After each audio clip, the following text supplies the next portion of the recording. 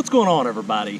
All right, I put a video up yesterday talking about did Honda just announce when Toyota was going to start fixing fuel pumps in their trucks that's having issues, possibly.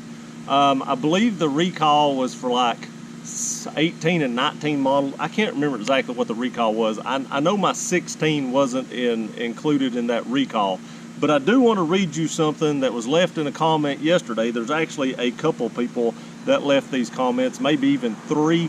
That one subscriber actually sent to me asking if it's okay if I read it to you guys, and I thought this was interesting and I want to read it to you. Even though my 16 and 16s weren't supposed to be included, I want you to hear what he had to say. Now, this is from George, and George, I appreciate you allowing me to share this. My 2016 Toyota Tundra Crew Max, not included in Toyota's recall, began displaying signs of a hard start issue, a symptom of a faulty fuel pump in late fall, early winter of this past year. I took it to my dealership near the end of January, and they confirmed that the fuel pump was malfunctioning along with software issues with the ECM. So in his 2016, he is showing signs of what the recall was about, and they confirmed that. My VIN number was not part of the recall, but since it was displaying the exact issues described in 2 Toyota service bulletins related to faulty fuel pumps, ECM issues, the dealership informed me that they would cover the entire cost of the repair. By the way, the ECM is under warranty for 8 years and 80,000 miles, and my truck had 21,000 miles on it at the time. Now the fun started. There was no fix, and we all know that. They've said it before that there's no fix, and as far as I know, nobody's got a letter to come in, and that's why I made that video yesterday, because Honda said they were going to start fixing them, late June, early July-ish, and I was wondering, since it's the same company, if Toyota would start doing the same thing.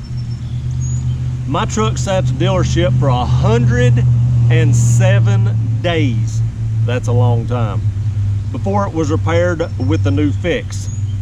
They did provide a free loaner, a Camry, not a Tundra. You're not always, going to get the same thing you turned in. So the way it was explained to me was this: the problem is caused by the ECM sends an incorrect fuel-air ratio signal to the fuel pump, apparently because the ECM thinks the truck is burning E85.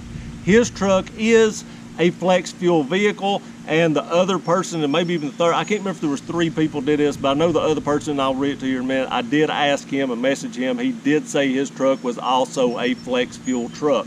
My truck is not a flex fuel truck. Maybe that's why I've not seen any issues with it, but both these cases I know about were flex fuel vehicles. He does say, but he never put a drop of E85 in the tank, and also that is what the other person said as well.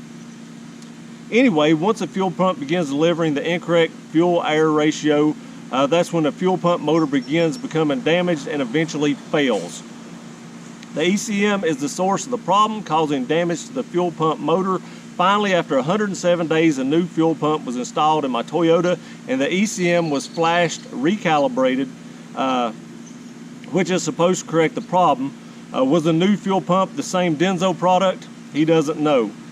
The service department manager said he didn't know either. He likely did know, my guess, so he thinks the guy probably did know if it's a new one or not. It's probably another Denso. I've logged 1,000 miles in my truck since getting it back, and no problem so far. Toyota and Lexus have 1.8 million vehicles in the U.S. under recall for this issue. How or where will they get all these new fuel pumps will be interesting. And now add Honda to the equation. Wait times like mine, 170 days, might not be uncommon, and that's very true. When you've got all these vehicles with multi-companies trying to get a new fuel pump, it could be long wait times. Also, I was told the service department manager to absolutely not drive my Tundra until it was repaired, because the engine could shut off while driving, which could be bad. Good luck to anybody out there involved in this recall, and thank you for doing such a great job with your channel, and I appreciate you saying that as well. So you could have some very, very long wait times out there, and I want to read you another one from Frank.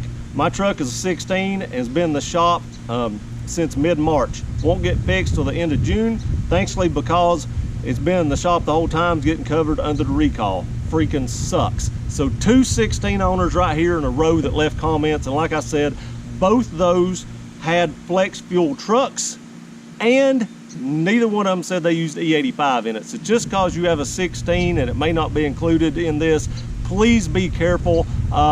Pay attention to what's going on in your truck. If you're having hard starts and stuff like that, get that checked out, because the fuel pump going out could be a major issue. I just wanted to share this with you. Wanted to keep you all as safe as possible.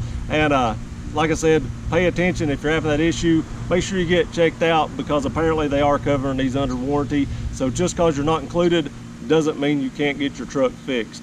I appreciate everybody that's commented on the video, and thank you for letting me share those. Please like, share, and subscribe. We'll see you next time.